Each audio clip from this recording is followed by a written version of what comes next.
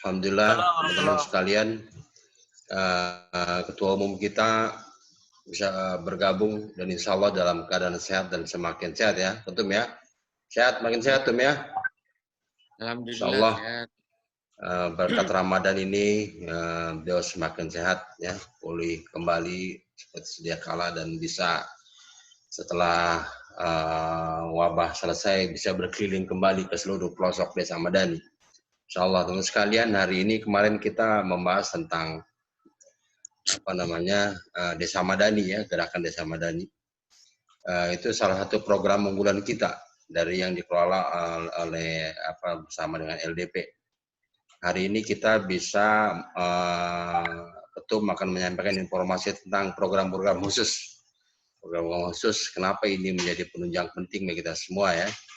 Dari program self-help, PBC, LBN, dan lain-lain. Ya, ini penting kita lakukan supaya di daerah juga mengenal semua program-program ini.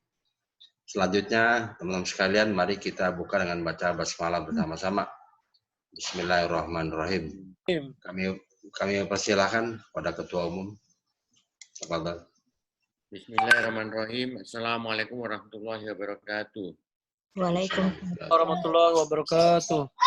Alhamdulillahirrahmanirrahim. Wassalatu wassalamu ala asrofil anbiya wal mursalin. Sayyidina wa maulana Muhammadin wa ala alihi wa sahbihi ajma'in. Saudara-saudara sekalian, mohon maaf saya agak terlambat karena tadi di musola ditelepon Ketua Penasihat kita Pak Bahtiar Hamzah. Jadi keasikan ngobrol lupa kalau jam 1:30 harus Zoom meeting. Jadi karena saya instruksikan dari panitia Parmusi berbagi untuk mengirimkan gula ke kediaman Pak Bahtiar Hamzah. Jumlahnya nggak tahu berapa ya akhirnya ya. Saya nggak monitor lagi. Bu Dewi ada itu? Bu Dewi? Belum masuk tadi masuk sebentar keluar. Belum. Maya tahu Maya, gulanya berapa yang dikirim? Mungkin ini Vera nggak tahu berapa banyak gula di Maya. Nggak tahu Pak jumlahnya. Ya mungkin 150-an lah. 150 gula untuk dibagi di perkampungan Pak Bahtiar ya. Saya menunjukkan kirim di Serpong maksudnya, bukan di kampung di sini, bukan di Serpong. Oh. Ya rumah dia yang dekat Serpong sini, apa bukan Serpong? Iya. Setu. Ya di Setu. Tadi dia telepon mengatakan terima kasih sudah terima berasnya.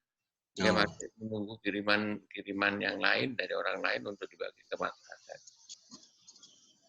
Jadi tadi bicara panjang ya masalah politik ya terutama.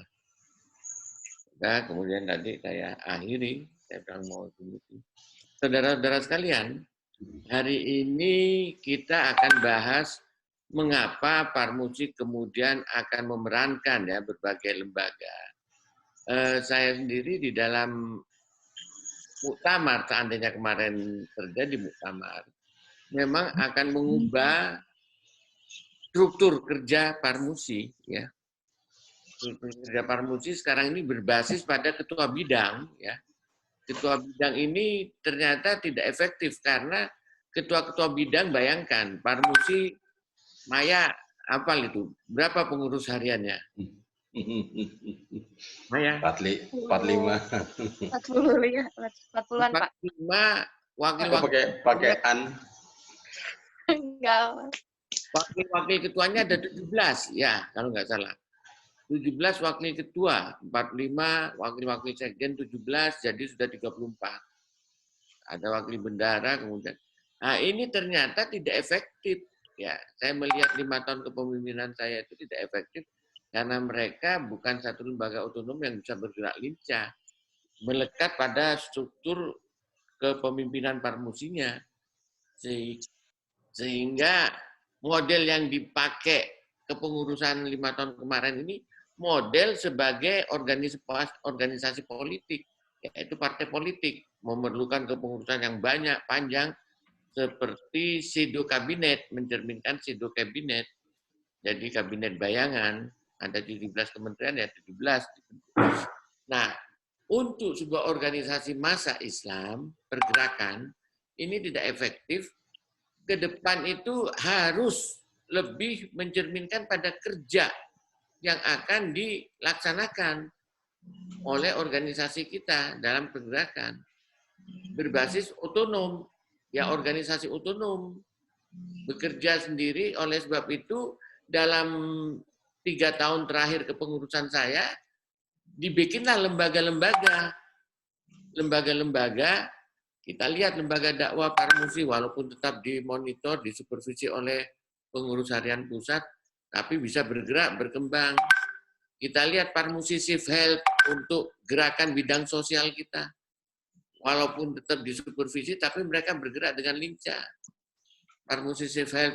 Kita lihat Rumah Keadilan untuk Persatuan, yaitu lembaga bantuan hukum Parmusi, bisa mengatasi permasalahan-permasalahan tanpa harus terikat dengan mekanisme yang ada di dalam pengurus harian. Nah, unit-unit kerja ini di kemudian hari sangat diperlukan untuk membuat gerakan Parmusi membumi di tengah-tengah masyarakat. Karena kita sudah tentukan prioritas program kerja kita ke depan adalah gerakan dakwah ilallah, gerakan dakwah desa madani, maka ada beberapa simpul atau unit kerja yang kita butuhkan bersama. Yang pertama, satu lembaga dakwah ini yang harus kita perkuat secara maraton ya, dari waktu ke waktu, bukan saja di tingkat pusat, tetapi lembaga dakwah ini harus juga diperkuat tingkat provinsi dan tingkat pengurus daerah, tingkat kabupaten kota, sampai tingkat kecamatan dan desa. Tingkat desa itu langsung kita ambil dai-dai. Setiap kecamatan kita target 5 dai Parmusi. Nah, kemudian di tingkat kabupaten, kita masih menghadapi kendala karena struktur organisasi kita di tingkat kabupaten ya belum sesolid di tingkat provinsi. Oleh sebab itu, lembaga dakwah ini masih kita kembangkan di tingkat provinsi agar langsung memonitor para dai tingkat kecamatan ini. Karena barrier komunikasi antara kabupaten dengan pusat ini cukup besar ya, cukup luas, juga kualitas sumber daya manusianya.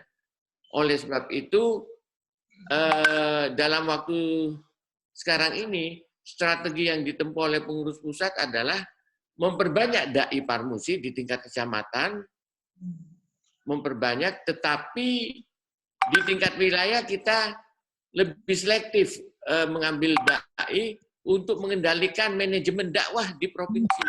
Manajemen dakwah ini tidak di tingkat kabupaten kota, tapi di tingkat provinsi ya, agar supaya bisa bergerak secara lebih optimal. Karena kita belum bisa ternyata di tingkat kabupaten melakukan manajemen dakwah secara lebih baik. Kita masih harus ada pelatihan-pelatihan ya agar supaya tingkat kabupaten kota ini bisa lebih baik ya. Ini bisa dimaklumi karena recruiting kepengurusan Parmusi di tingkat kabupaten kota dahulu itu pendekatannya adalah politik ya. Pendekatan politik, sementara recruiting di tingkat kecamatan pendekatannya dakwah. Jadi banyak dai-dai yang bergerak di tingkat kecamatan adalah dai-dai yang benar-benar melaksanakan dakwah ilallah.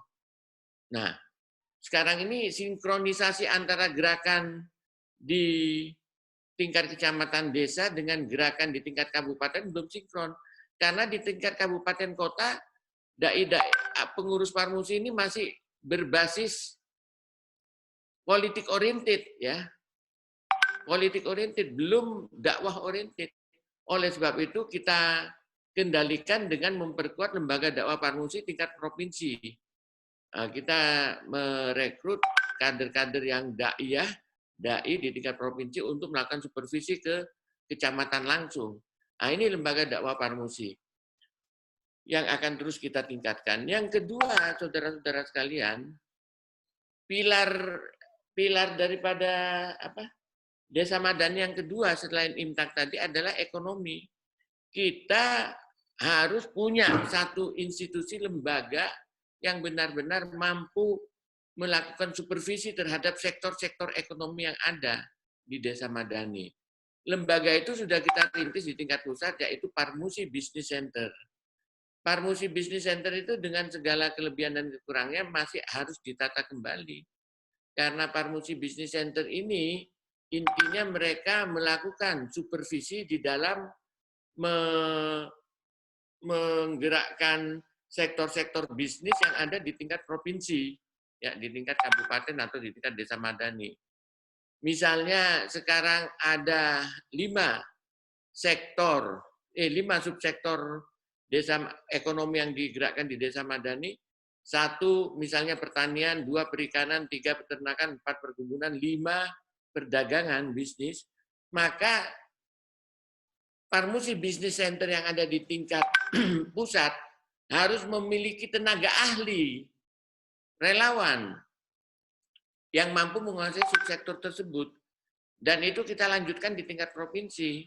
Tingkat provinsi minimal juga ada 5 subsektor itu, yaitu mereka yang ahli di bidang pertanian, peternakan, perkebunan, perikanan, sampai perdagangan.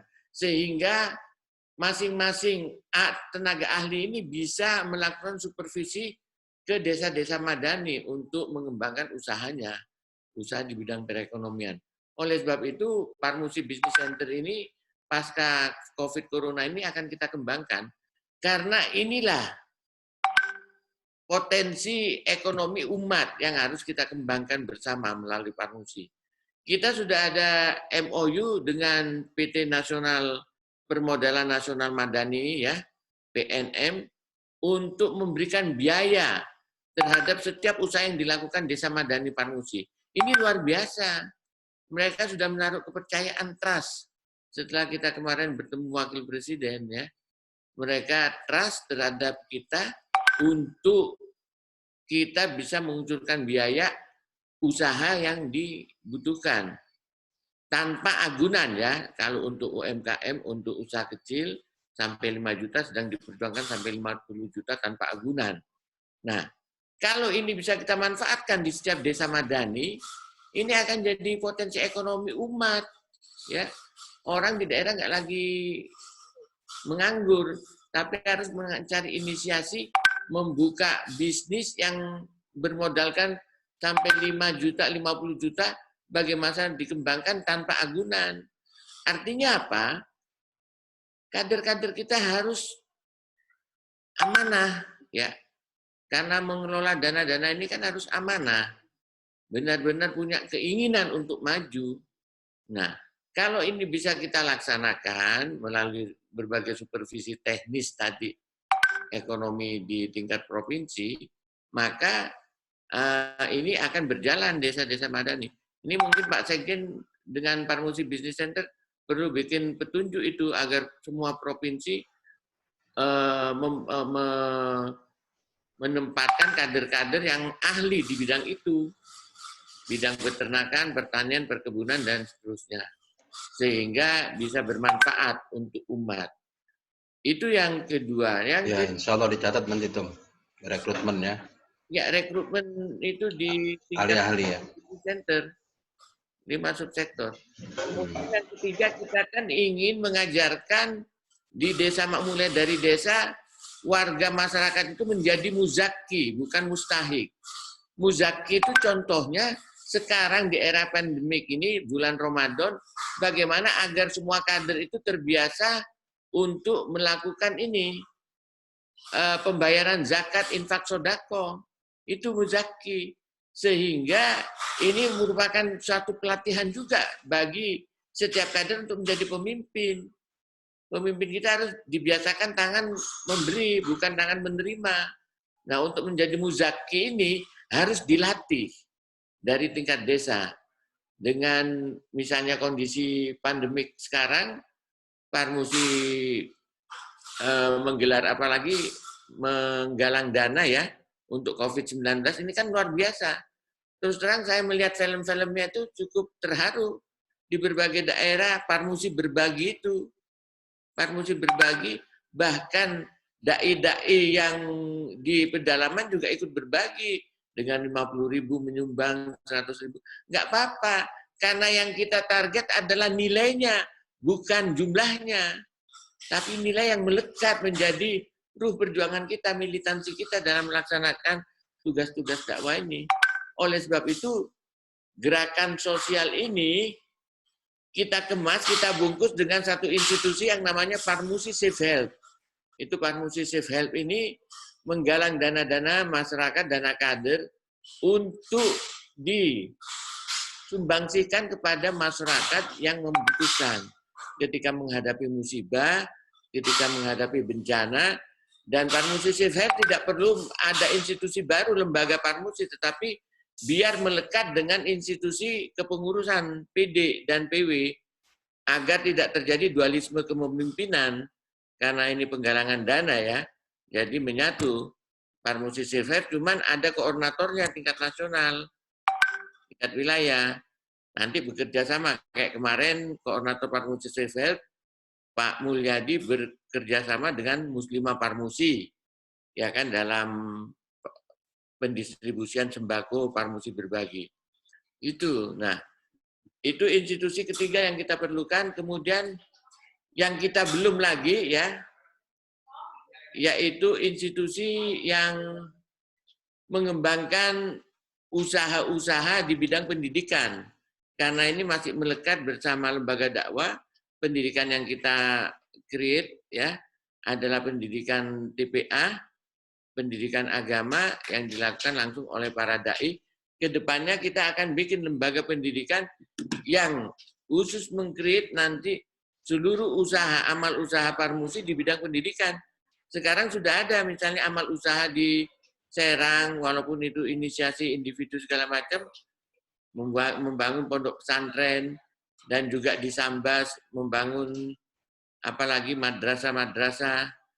Nah, ini cikal bakal, nanti akan kita bentuk lembaga pendidikan ini. Yang sudah ada sekarang adalah Rumah Keadilan Persatuan, yaitu LBH Parmusi. Tetapi ini masih ada, baru ada di tingkat pusat, belum berkembang ke daerah. Padahal banyak sekali ya kader-kader Parmusi yang bergerak sebagai pengacara. Kemarin ketika Ketua Dewan Pertimbangan MUI, Profesor Dr. Dim Samsudin digugat oleh Laskar Banteng Marhain, akan menggugat karena membela kasus Said Didu, ya akan dipolisikan. Saya malam itu juga bergerak, saya umumkan tanpa mengadakan rapat, Parmusi siap menghadapi Laskar Banteng Marhain, menyiapkan 27 pengacara, dan para pengacara itu mendaftar, 27 itu sudah surat-suratnya. Akhirnya apa? Laskar Banteng Merah itu Marhain tidak berani maju dia sampai sekarang. Karena itu beredar, apalagi berita Parmusi akan menghadapi Laskar Banteng Marhain. Ini penting dalam upaya kita membela umat. Kalau Din Samsudin seorang tokoh umat aja gampang dipermainkan begitu, bagaimana kita? Kita harus menunjukkan militansi perlawanan. Ya, ada 71 ormas Islam di MUI, saya hafal, tapi tidak semuanya punya militansi gitu, mau pasang badan. Ya, untuk padahal itu diperlukan. Ya. Oleh sebab itu, kader-kader Parmusi di daerah juga harus menunjukkan militansi serupa dalam hal pembelaan terhadap umat. Nah, oleh sebab itu di daerah perlu dibangun lembaga rumah perdamaian dan keadilan. Itu saya kira yang menjadi beberapa pointers ya untuk pergerakan kita ke depan. Saudara-saudara sekalian, sekarang ini situasi kondisi politik keamanan ini kurang kondusif negeri kita ini ya. Memang harus diakui sebuah kepemimpinan itu teruji ketika menghadapi banyak masalah. Mampukah kepemimpinan itu mengatasi krisis yang terjadi? Di situ terlihat ini seorang pemimpin atau bukan. Dan sekarang kita perhatikan kondisi negara kita ini semakin rapuh dari hari ke hari, sehingga diperlukan kepeloporan inisiasi dari berbagai lembaga ormas, baik itu eksekutif, legislatif maupun ormas-ormas Islam ya, lembaga infrastruktur politik untuk mengambil inisiasi bersama-sama untuk menyamakan persepsi dalam rangka untuk mempersatukan umat dalam menata kembali bangsa dan negara ke depan. Nah, isu ini menjadi sangat penting, saudara. Apalagi sekarang ini COVID-19 ini nggak jelas ini. apa dan bagaimana kelanjutannya. Karena dari COVID-19 ini yang dikorbankan adalah umat yang banyak. Kita sebagai ormas Islam terdepan di dalam mengingatkan pemerintah agar melakukan usaha-usaha ilahiyah, zikir dan doa yang sudah dilaksanakan Kemenak, surat dari PP Parmusi diterima Presiden, akhirnya Kemenak melaksanakan itu, dan juga diikuti ormas-ormas yang lain. Tetapi kita sebagai ormas Islam harus satu komando, bersatu padu, karena permasalahan yang akan kita hadapi pasca Idul Fitri ini jauh lebih berat dengan persoalan-persoalan yang lalu. Kalau COVID-19 diawali dengan krisis ekonomi, krisis kesehatan, kemudian bulan kedua krisis ekonomi, bulan ketiga krisis sosial, bulan keempat nanti ini krisis keamanan. Krisis keamanan yang akan berdampak pada guncangan-guncangan politik. Nah, di sini kita umat Islam harus bersatu, harus mampu menempatkan posisi yang tepat, terutama Parmusi ya, di dalam usaha menyelesaikan persoalan bangsa dan negara ini. Oleh sebab itu soliditas kader ini sangat diperlukan. Komando ke daerah juga harus berjalan. Sehingga teman-teman di daerah itu update informasi tentang situasi keamanan segala macam. Tidak asal melakukan komentar-komentar di WhatsApp yang justru akan membuat situasi dan kondisi umat bingung. Saya tadi hampir 1 jam diskusi dengan Pak Bahtiar Hamzah, Ketua Penasihat kita, untuk mengatasi permasalahan-permasalahan bangsa ke depan ini. Terutama kita sekarang ketika tahun 98 itu muncul pemimpin-pemimpin umat ya, waktu negara mengalami krisis ya, krisis politik, krisis ekonomi, ada muncul Amin Rais, ada muncul Gus Dur yang kemudian menjadi epicentrum dari pergerakan reformasi ya. Tetapi sekarang nggak ada tokoh-tokoh umat kita, nggak ada. Bangsa ini seperti kehilangan kepemimpinan gitu. Sehingga ini yang harus kita pikirkan bersama sebagai ormas dakwah, bagaimana gerakan kita tetap berjalan, tapi situasi kondisi bangsa juga bisa semakin baik ya. Karena kondisi bangsa kalau semakin buruk ini, tentu yang dirugikan adalah kita semua. Saya kira begitu. Ini saya perhatikan ada Pak Ali Tahir ini di sini. Ini Pak Ali Tahir Parasong ini seorang politician yang lahir dari dai. Seorang dai. Jadi politisinya kedaiannya masih melekat. Banyak yang politisi lahir dari dai tapi kedaiannya hilang ketika jadi politisi. Kalau Pak Assalamualaikum. Assalamualaikum Ustaz Ali Tahir nih. Waalaikumsalam Pak Ali Tahir. Bisa kita bergabung kembali, share ide pemikiran. Karena Pak Ali Tahir ini contoh seorang dai yang berhasil ya. Diawali dari beliau berdakwah di kampung sampai ke tingkat nasional. Ya, sampai sekarang menjadi politisi di Senayan dan membidangi masalah-masalah keagamaan sampai sekarang. Nah, kalau Menteri Agama paling takut sama Ali Tahir. Jadi itu ketika Pak Ali Tahir kritik Menteri Agama, Rizal Marasabesi bilang itu sama saja, itu sama Usama, Bang Suaidi Marasabesi. Apa kakak putusnya Menteri Agama itu anak Parmusi semua itu. Saya bilang kok bilang Parmusi itu bukan Parmusi. Ali Tahir, alhamdulillah. Saya ketemu adik Pak Ali Tahir ya di NTT kemarin. Adik sepupu namanya Ustadz siapa itu? Waduh, sama galaknya itu sama Pak Ali Tahir itu saya lihat. Kalau bicara di Parmusi itu Ustadz siapa? Ya, Parmusi NTT. Antum. Yang S3 itu yang doktor itu. Siapa adik Pak Ali Tahir? Adik sepupu. Oh, Umar Betan. Umar Betan. Ya, Umar itu. Nah, dia pertemuan waktu anak kunjungan. Ya, sekarang rektor. Oh, dia rektor ya. Dia rektor strategi ilmu tarbiyah ya. Calon Stein. Iya, calon Stein. Dia bagus itu pemikirannya. Iya, alhamdulillah. Katanya dia di tempat Pak Ali Tahir waktu di Jakarta. Iya, selalu ya. Ada. Ya. Ada banyak anak sekolah-sekolah ada, alhamdulillah. Ada itu Jen. di Abu Lama Hoda itu, Jen. Iya, lagi sakit. Abu, keluarga juga, keluarga. Keluarga itu. Bagus itu salah satu, apalagi potensi kepemimpinan di sana itu. Iya, alhamdulillah. Saya kira itu, saudara-saudara sekalian, hal-hal yang perlu kita kembangkan di daerah nantinya, beberapa kelembagaan ya, kelembagaan dalam rangka menopang gerakan dakwah Desa Madani ini. Saya kira itu Pak Ali Tahir ini mumpung ada di sini Pak Sekjen sebagai wakil ketua Majelis Pakar Parmusi ini wajib hukumnya untuk memberikan pandangan-pandangan kepakarannya. Apalagi ya, insya Allah. Ya. Jadi terima kasih Bapak Ketua Umum, Pak Usama Isam, alhamdulillah kita diberikan gambaran semakin hari semakin detail ya, semakin jelas. Khusus kemarin bicara soal Desa Madani, sekarang penunjangnya.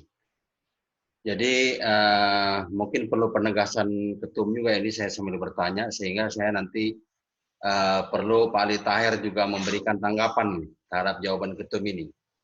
Kalau tadi ketum untuk periode ke depan ya berusaha untuk memodernisasi sistem ya, struktur agar itu langsung konkret kepada lembaga-lembaga bidang-bidang kerja. Nah, pertanyaan kita mungkin perlu dijelaskan gitu. Apakah semua bidang ini memang diperuntukkan untuk semuanya menggerakkan Desa Madani ini? Kelihatannya begitu. Tadi ada PBC, ada LDP, kemudian ada Self Help. Ini kan semua membantu desa semua. Jika memang begini, itu berarti kan ketum sebetulnya justru yang menjalankan program-program visinya Pak Jokowi ini, membangun dari desa gitu. Sementara pemerintah sekarang tergantung sekali membangun desa saja dengan harus uang sekian miliar, 10 miliar, sekian gitu ya. Tapi kita lihat belum ada hasilnya. Justru dengan modal keikhlasan dari Parmusi, Ketua Umum, bisa membangun, mengeroyok Desa Madani. Nah, seperti itu. Kalau emang begitu demikian, nanti saya kira perlu diberi pandangan oleh Pak Ali Tahir nih. Silakan Tum, tolong ditambahkan dulu itu. Ya, jadi kita kembali mengapa kita kembali kepada desa, sebagaimana visi yang kita sampaikan kemarin, bahwa kalau kita umat Islam tidak siap membentengi akidah umat dari tingkat desa, maka apa yang dilakukan oleh Republik Rakyat Tiongkok melalui One Belt One Road, yaitu membangun jalur sutra ekonomi di Asia Pasifik Timur Raya, ini akan menjebol ya masyarakat sampai desa-desa. Kita tidak siap karena kita tidak mempersiapkan infrastruktur sumber daya manusia kita ke daerah. Oleh sebab itu kita harus bentuk ini Desa Madani dalam rangka untuk membentengi akidah umat dengan tagline kita berbenteng di hati umat itu ekonominya kita perkuat juga sehingga dia mau mendalami Islam dengan kondisi ekonomi yang baik gitu ya. Bukan mendalami Islam terus tapi nggak bisa makan ya. Karena dakwah sekarang sudah harus dakwah modern, bukan lagi dakwah bil lisan aja tapi bilhal. Bagaimana perutnya rakyat ini bisa makan sehingga dia akan fokus terhadap masalah-masalah akidah. Nah, itu. Oleh sebab itu kelembagaan ini diperlukan utamanya yang pertama memang untuk program Desa Madani. Untuk program Desa Madani. Kita sebagai sebuah ormas filantropi memang tidak bisa berharap banyak terhadap pemerintah ya. Walaupun kemudian sama strategi membangunnya.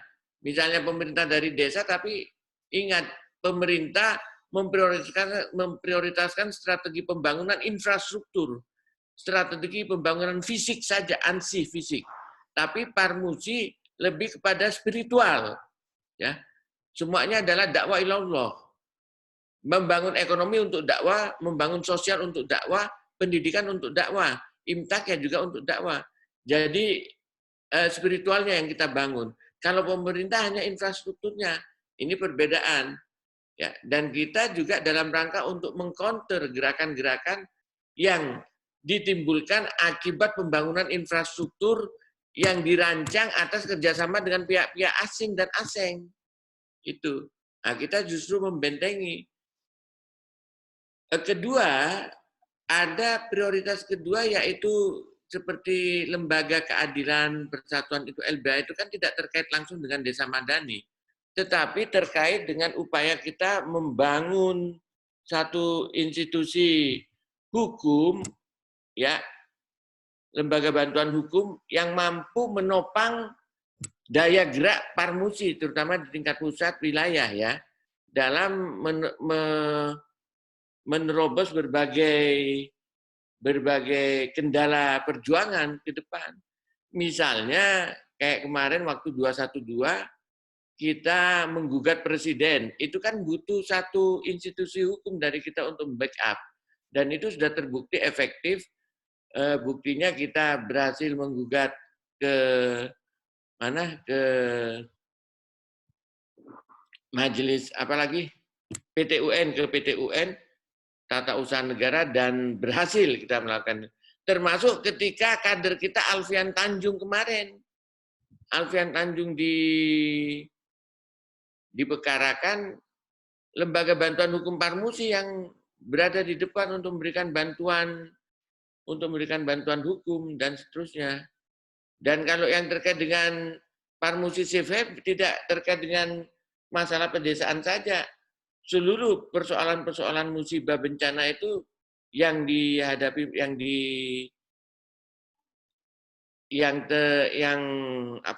terkena masyarakat, menimpa masyarakat, juga disikapi oleh lembaga Parmusi Safe. Sehingga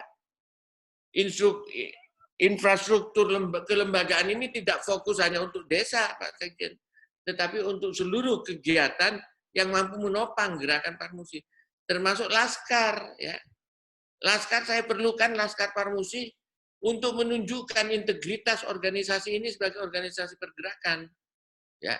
Saya bayangkan kalau Parmusi bersikap terhadap masalah-masalah yang bertentangan dengan akidah, ya, di tingkat nasional, tidak hanya datang dengan sebuah statement politik, tapi datang dengan laskarnya. Ya, misalnya kita bertentangan dengan pemerintah atau bertentangan dengan kebijakan-kebijakan internasional, melakukan demo unjuk rasa, kita punya ketua umum menyampaikan sikapnya dengan 5.000 pasukan di belakang, semuanya berpakaian laskar. Nah, itu yang saya cita-citakan.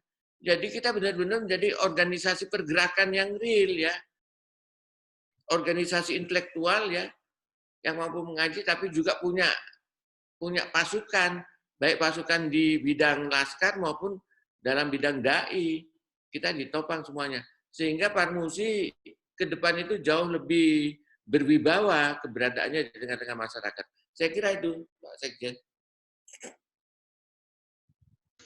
Kami persilakan Pak Ali Tahir Parasong. Alhamdulillah bisa menyapa kita di Zoom ini. Assalamualaikum warahmatullahi wabarakatuh. Assalamualaikum. Ketum yang terhormat, rekan saya Usama Hisam yang luar biasa spirit Islamnya.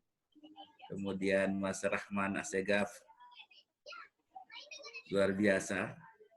Pertama, kita bersyukur pada Allah Subhanahu wa Ta'ala kita masih bisa diperjumpakan dengan Ramadan tahun ini dalam suasana yang sangat situasional, banyak ujian dari Allah. Tetapi bagi orang yang beriman, ya tidak pernah merasa tidak pernah merasa aneh, karena di dalam banyak ayat Al-Quran itu sudah menginformasikan tentang kondisi itu. Di samping ayat yang saya bacakan dulu ketika reformasi, kenapa P3 menolak P4, itu ayat yang kita bacakan Al-Isra ayat 16. Wa idza aradna an nuhlika qaryatan amarna mutrafiha fafasaku fiha fahaqqa 'alaihal qawlu fadammarna tatmira. Ketika Allah hendak menghancurkan sebuah negeri, maka Allah mendatangkan para mubalik, termasuk mubalik Parmusi, menyampaikan pesan kepada orang-orang kaya di negeri itu, termasuk penguasa, pengusaha, para aktivis, agar cepat mereka kembali pada Allah. Tetapi ketika mereka tidak mau, maka Allah mengatakan hati-hati loh. Fadammarnaha tatmira. Kami akan hancurkan negeri itu sehancur-hancurnya. Itu pertama. Kemudian hadis, kalau tidak salah ingat, di dalam Said Sabiq tentang fikih sunnah, bab ketiga, halaman antara 17 dan 27, saya ingat itu, mengisyaratkan bahwa akan datang penyakit itu. Jika 5 perkara yang datang kepadamu ya Umar, aku Rasul ini bersumpah kepada Allah dan bersaksi, jika 5 perkara datang kepada mereka. Pertama, pencabulan secara terbuka dilakukan secara terang-terangan di muka umum, baik di media sosial maupun di mana-mana. Kemudian yang kedua, orang senantiasa mengurangi timbangannya orang lain, melebih-lebihkan timbangannya dalam hal apapun, termasuk kekuasaan. Kemudian mereka cenderung tidak menghukum pada hukum Allah. Kemudian yang keempat, mereka enggan membayar zakatnya. Kemudian mereka selalu silang sengketa di antara mereka. Maka aku bersumpah kepada Allah, ya Umar, kata Rasul, akan datang penjajah dan negeri lain menjajah negeri itu. Kedua, akan merampas harta kekayaan negeri itu. Yang ketiga, Allah akan mendatangkan penyakit yang tidak pernah dialami oleh nenek moyang mereka. Kalau kata Rasul, kalau bukanlah karena hewan ternak dan tumbuh-tumbuhan, wallahi, kata Rasul, Allah tidak pernah akan menurunkan hujan dari langit.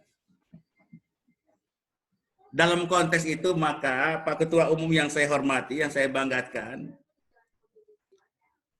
bahwa peran Permusi dalam konteks melakukan kontemplasi spiritual dan melakukan gerakan keagamaan lewat kegiatan sosial dan dakwah, jalan yang sudah paling pas.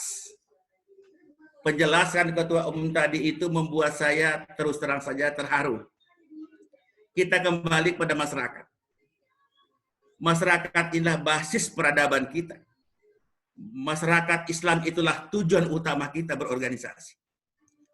Yang namanya berorganisasi itu tujuan akhir itu adalah lillahi ta'ala. Tidak ada yang lain. Maka Permusi perannya membangun masyarakat yang mutamadin, tamdinun, Madinah, itu dalam konteks hijrah, itu hijrah yang keempat yang dikerjakan Nabi. Hijrah pertama di Ethiopia tanpa Rasul, 12 orang sahabat. Hijrah yang kedua di Ethiopia, 84 orang, 12 wanita tanpa Nabi. Hijrah yang ketiga bersama Ali bin Abi Thalib di Taif yang dilempari batu. Hijrah yang keempat baru di Madinah. Nah, oleh karena itu kata mutabadin, tamdinun Madinah itu terambil dari 2 akar kata, yaitu tentang keadilan dan juga kesejahteraan. Maka dakwah amar ma'ruf nahi munkar yang dikembangkan oleh Permusi di desa-desa, saya mengikuti perkembangan itu lewat Ustadz Rahman Assegaf, Pak Sekjen.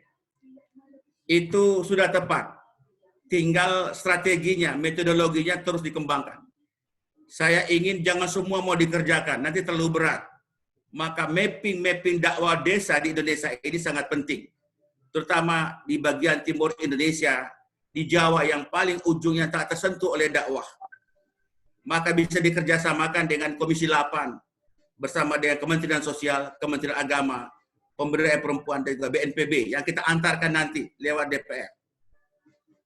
Oleh karena itu, saya terima kasih. Wilayah sentuhan dakwah yang bagus sekarang adalah salah satu basis utama di Nusa Tenggara Timur. Basis Ali Taher dalam berdakwah. Tahun ini, periode ini Pak Ketua Umum, alhamdulillah Permusi lewat Ali Taher menegrikan 24 sekolah negeri terbanyak se-Indonesia, Madrasah Aliyah, Madrasah Sanawiyah, dan Madrasah Ibtidaiyah. Alhamdulillah. Alhamdulillah.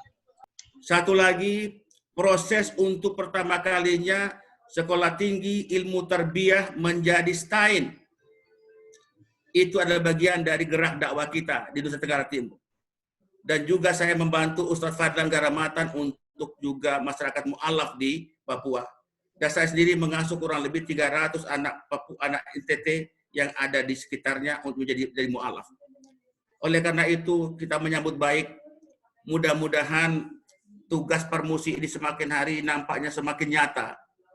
Spirit itu karena saya melihat ada 3 ayat Al-Quran yang memberikan spirit itu. Pertama, At-Taubah 67. Al-Maidah 67 dibaca. Al-Maidah 67. Itu spirit dakwahnya. Kemudian yang kedua, At-Taubah 105. Yang ketiga, Al-An'am ayat 132. Kemudian yang keempat, Al-Insyikok ayat 6. 4 ayat inilah menjadi motivasi kita untuk bisa menggerakkan dakwah Islam amar ma'ruf nahi munkar dalam perspektif Parmusi. Kalau persoalan politik barangkali temporer, tetapi tetap saja kita ajukan, kita dekatkan dengan cara etika. Nah, saya ingin bacakan saja salah satu ayat di dalam At-Taubah ayat 67 yang artinya, katakanlah ya Rasul, wahai Rasul, sampaikanlah apa yang diturunkan Tuhan kepadamu. Jika tidak engkau lakukan apa yang diperintahkan oleh Allah kepadamu, tentu engkau tidak menyampaikan amanah itu. Dan Allah memberi engkau dari gangguan manusia. Sungguh Allah tidak memberi petunjuk kepada orang-orang yang kafir. Pertama. Yang kedua, surat At-Taubah ayat 105. Wa'malu fasayarallah amalakum wallahu wa rasul wal mu'minun fasataraddu alimul ghaibi wasyahadah. Bekerjalah kamu, niscaya Allah, Rasul, orang-orang beriman akan menyaksikan pekerjaanmu itu. Kemudian ayat yang lain Allah mengatakan Allah akan menyaksikan apa yang Allah akan meninggikan derajat orang-orang yang bekerja itu. Dan Allah selalu mengawasimu. Yang terakhir, ya Yuhannas innaka kadihun ila rabbika kadhan famulaki. Hai manusia, kami telah menyaksikan kamu telah bekerja keras itu. Kata Allah, bekerja keras kalian kamu mau kemana? Allah mengatakan, pasti kamu ila rabbika kadhan famulaki. Dan kamu pasti akan berjumpa dengan Allah. Semoga Pak Ketua Umum tetap sehat, memikirkan, merumuskan, merencanakan, mengembangkan, mencari jalan dakwah untuk kepentingan umat ini menjadi bagian dari buah Ramadan yang sungguh kita nantikan. Ustadz Rahman Assegaf yang luar biasa, terima kasih. Kadang-kadang saya tidak menjawab WA-nya karena memang kadang-kadang rasa malu karena sudah lama tidak aktif itu. Ada perasaan nggak enak, tapi rasa rindu selalu ada. Maka saya bersyukur hari ini bisa bersumpah dengan Ketua Umum. Dan waktu sakit saya tidak sempat karena saya beberapa kali ke Eropa dan juga ke Maroko untuk studi banding mengenai pengembangan undang-undang madrasah. Demikian saja pengantar. Insya Allah kita terus kembangkan. Hanya saja kita minta dakwah itu dibuat mapping kelas A, kelas B, kelas C atau klaster-klaster sehingga mudah kita menjangkaunya. Terima kasih. Wabillahi taufiq wal hidayah. Nasrun minallah wa fatun karim wa basyiril mu'minin. Assalamualaikum warahmatullahi wabarakatuh. Waalaikumsalam warahmatullahi wabarakatuh. Waalaikumsalam warahmatullahi wabarakatuh. Terima kasih. Di sini ada Ustadz Faid Ahmad Nokba juga ini, mungkin sambil mendengarkannya. Alhamdulillah. Pak Ali Taher luar biasa ini. Dan nanti setelah ketum beberapa menit ini udah menjelang asar ya, 10 menit lagi menjelang asar. Nanti terakhir kita minta doa dari anggota DPR yang terhormat Pak Ali Taher Warasong ini. Ini luar biasa ini Ustadz kita. Ini doanya luar biasa nanti anggota DPR kita yang mendoakan kita ya. Abadal Ketum. Ya, baik. Alhamdulillah ya. Kita pada siang hari ini tercerahkan. Saya juga tidak menyangka akan hadir anggota Dewan kita ya. Kalau beberapa waktu lalu yang hadir anggota DPR kita dari Nasdem, Pak Charles Mekiansa hari ini anggota DPR Parmusi dari Partai Amanat Nasional. Dan dua-duanya menerangkan. Inilah salah satu manfaat hikmah daripada connecting Muslim. Parmusi sebagai connecting Muslim, jadi kita tetap dalam baju yang berbeda, tetapi kemasannya, niat hero-nya tetap berdakwah, dakwah ilallah, sehingga gerakan dakwah ini bisa ditopang satu sama lain. Pak Ali, terima kasih banyak masukannya, dan saya tentu akan menyambut gembira tawaran yang diberikan tadi, karena ternyata Pak Ali ini pada Komisi 8 DPR yang seluruh departemennya, instansinya itu terkait dengan desa madani itu. Seluruh instansinya. Sehingga saya orang yang tidak mau meminta-minta kepada pemerintah, karena saya juga nggak bisa diatur sama pemerintah. Kalau saya harus kritik, ya saya kritik. Jadi saya nggak mau. Nah, dengan adanya apalagi jalur dari Pak Ali Tahir ini lebih bagus. Kemarin misalnya Pak Charles juga sudah minta kepada saya, Pak Usama, Parmusi pesen lagi beras. Kan kemarin belum pakai jasa saya. Bulog itu direktur operasinya sudah ini sama saya. Baik, saya bilang ya, insya Allah kita usahakan lagi dana untuk gerakan dakwah kita. Bisa pesan dari Bulog lagi menggunakan jalur Pak Charles. Nah ini dari Pak Ali Tahir, alangkah baiknya tadi ada jalur Departemen Sosial, BNPB, kemudian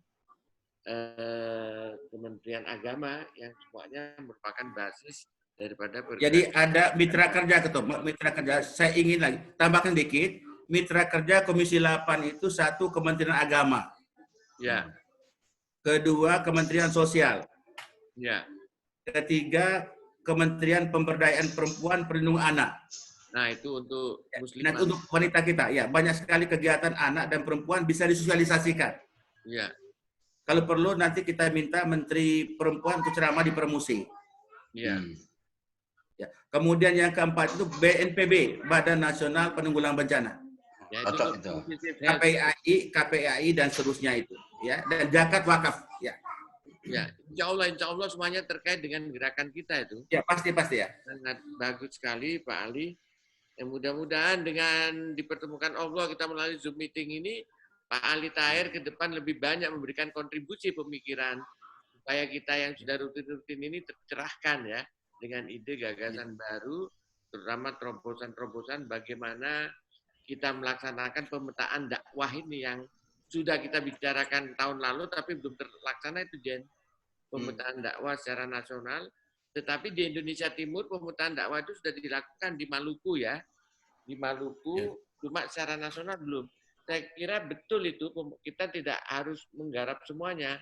Jadi ada beberapa prioritas wilayah yang kita akan fokus, terutama Indonesia Timur itu, sama sebagian pedalaman Indonesia Barat. Nah, kalau sekarang kita sudah lakukan pemetaan dakwah di wilayah Kepri, Maluku Utara, NTT sudah ada itu peta dakwahnya. Memang kita masih menghadapi kendala juga, Pak Ali. Kita akan beberapa kali turun ke sana, ke NTT, ya ada kendala struktural juga. Walaupun asda satu NTT itu orang NU, ya, tetapi beberapa wilayah nggak bisa kita masukin, seperti Kabupaten Malaka. Saya pernah dicegat sama uskup di sana, nggak bisa masuk, hanya dalam rangka membangun TPA. Ditolak, kepolisian mencegat saya di Belu, nggak boleh masuk ke Malaka. Itu pernah terjadi itu 2 tahun lalu. Nah, dengan adanya tantangan dakwah. Iya, tantangan dakwah yang luar biasa di sana. Ya. Dan ini ada sekretaris NTT kan ini ikut ini. Lagi sholat tadi baru asar di sana. Ada. Siapa ada? Ada ya. Pak Hasdar. Antum Pak Hasdar harus lebih semangat ini, wakil rakyat dari NTT sudah turun Parmusi ya kan. Siap. Berjuang sendiri gitu ya. Jadi siap. Ini nanti gini, saya nanti habis Lebaran suasana sudah kondusif, akan bersama dengan Wakil Menteri Agama akan meresmikan madrasah yang saya dirikan, Madrasah Aliyah Negeri 2, Flores Timur di Pulau Solor. Kemudian meletakkan Pulau Solor, siap. kemudian meletakkan batu pertama masjid di Riangbao Ile Ape Lembata. Saya ngundang ketum sekjen ikut. Nanti Siap. tiket semua saya siapkan. Boleh di Lembata Parmusi keluar. Oke, siap. Alhamdulillah, syukran undangannya. Siap. Pak Ketua Ali Syukron. Tahir. Alhamdulillah. Alhamdulillah. Ya, Ini teman-teman konkret. sekalian, terima kasih ya. Siap. Ya, NTT, Pak Hasda, terima kasih. Siap. Ketua Umum, Alhamdulillah, Siap. jazakallah khairan Pak Ketua Umum. Ya, Materinya itu luar biasa, Ustadz mau berkah. Farid Okba. Coba, Nah. saya ingin dengar Ustadz Farid Okba, gimana upaya daripada Lembaga Dakwah Parmusi untuk melakukan pemetaan terhadap peta dakwah nasional ini. Silakan Ustadz. Iya, mana Ustadz Farid nih? Ya, dengerin aja, Jen. Kan yang membawa gagasan soal seorang dia menjadi syahidah, saksi. Saksi itu punya data ini segala macam. Ustadz ini gimana yang dimaksud dengan data kayak gimana Ustadz? Kenapa demikian Ustadz? Iya, Tafadhal, Waalaikumsalam. Jazakumullah khair. Terima kasih banyak Pak Ketum dan para peserta seluruh aktivitas Zoom hari ini luar biasa. Termasuk Pak Ali Parasang, alhamdulillah satu kehormatan untuk mendukung perkembangan Parmusi ke depan. Jadi memang terkait dengan dakwah kita ini bukan cuma Parmusi aja, hampir semua lembaga dakwah di Indonesia ini lemah di pendataan. Nah, padahal data itu sangat diperlukan. Kita sebenarnya bisa kerjasama dengan BPS, dengan lembaga-lembaga pendataan yang sudah ada. Nah, untuk kemudian bisa melakukan pemetaan ya, tetapi sesuai dengan kegiatan yang ada di Parmusi sendiri, mungkin akan lebih fokus di aktivitas Parmusi. Tapi data juga bisa diperoleh secara umum. Tapi apa yang sudah kita lakukan itu yang mungkin bisa diberikan pendataan. Cuma masalahnya kita lemah di manajemen pusat juga, gitu. Iya. Mungkin setelah muktamar nanti mungkin akan ada pembenahan, terutama di dalam masalah manajemen dakwah ini. Kita selama ini masih berbicara tentang materi dakwah, belum bicara tentang manajemen dakwah yang efektif, manajemen dakwah yang terukur dan sebagainya itu. Yang maklum dengan keadaan yang ada ini ya kita berjalan apa adanya dulu, belum yang seharusnya. Nah, ke depan kita harus melangkah kepada yang seharusnya. Ya, sambil kita merapikan posisi kita. Apalagi ke depan ini kan kita bukan cuma hanya sebatas menyapa, yang kurang itu malah kemudian membela juga. Menyapa terus ditingkatkan, terus ditambah dengan membela. Menata ini juga terus diperbaiki lah, sambil kemudian melangkah ke menyapa dan membela.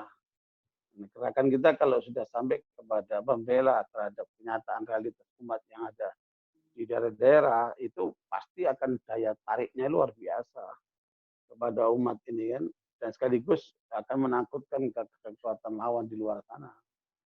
Ya, alhamdulillah saya kira pertemuan kita bagus hari ini, insya Allah.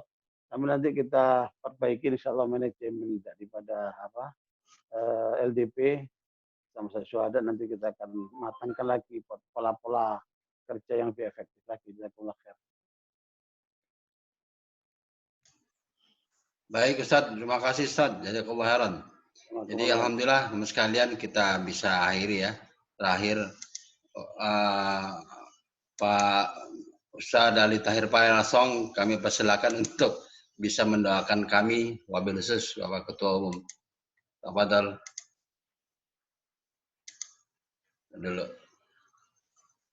Ntar dulu. Di unmute sendiri coba. Ya. Oke. Ya. Ya, ini saya bukan ahli doa tapi cobalah Pak.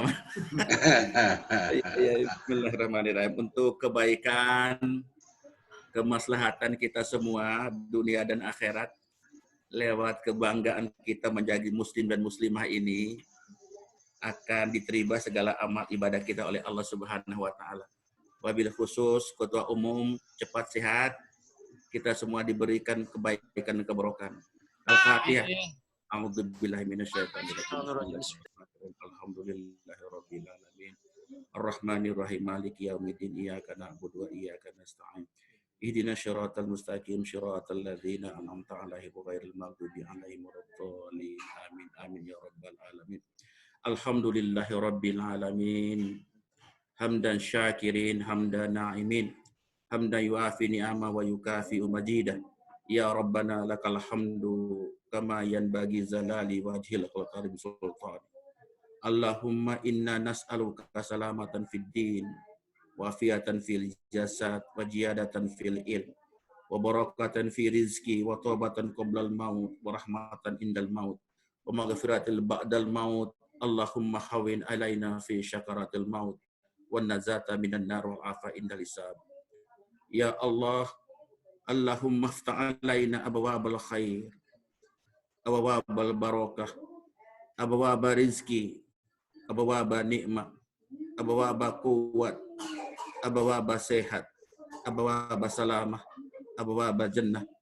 Allahumma afina min kulli bala'i dunya wa adabil akhirah. Rabbana la tuzigh qulubana ba'da idh hadaitana wa hab lana min ladunka rahmah innaka antal wahhab. Ya Latif, ya Latif, ya Latif, ya Kafi, ya Hafidu, ya Syafi, ya Karimu antallah. Ya Allah, Engkau mendatangkan segala sesuatu tidak pernah sia-sia. Tetapi hanya kepadamu lah segala sesuatu akan kembali kepadamu. Kau datangkan penyakit corona bagi kami adalah merupakan sebuah pelajaran bagi kami agar kami tetap tobat kepadamu. Kami tetap ingin kembali kepadamu.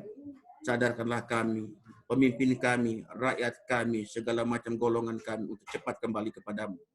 Ya Allah, jadikanlah setiap peristiwa ini ada hikmahnya bagi kami untuk membangun bangsa negara yang kami cintai.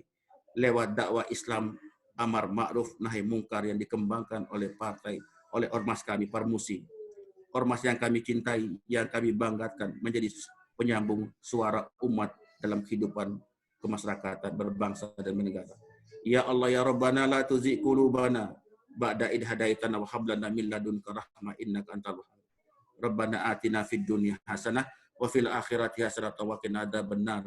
Subhana rabbika rabbil izzati amma yasifun wa salamun alal mursalin walhamdulillahi rabbil alamin. Jazakallah khairan. Teman-teman sekalian, kita tutup sesi ini dengan baca kafaratul majelis bersama-sama. Subhanakallah bihamdika asyhadu an la ilaha illa anta astaghfiruka wa atubu ilaik. Assalamualaikum warahmatullahi wabarakatuh. Waalaikumsalam. Terima kasih Pak Ali. Ya, sudah. Ya, nanti kita cari waktu Pak Ali ya. Ya. Kapan Pak Ali punya waktu? Nah. Ya, sekarang banyak waktu. Sekarang saya ketua fraksi PAN MPR. Oh, ketua fraksi ya. Ketua fraksi PAN MPR. Jadi banyak sosialisasi MPR bisa kita lakukan. Subhanallah. Ya, Alhamdulillah. Itu masuk tapi nanti isinya dakwah aja, isinya dakwah. Iya, cocok. Alhamdulillah kalau begitu. Ya.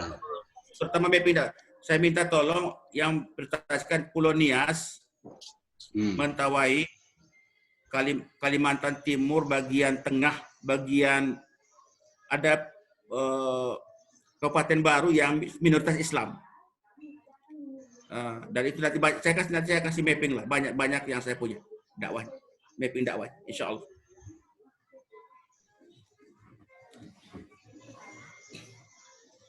Yang penting ketum sehat, Ya, insya Allah.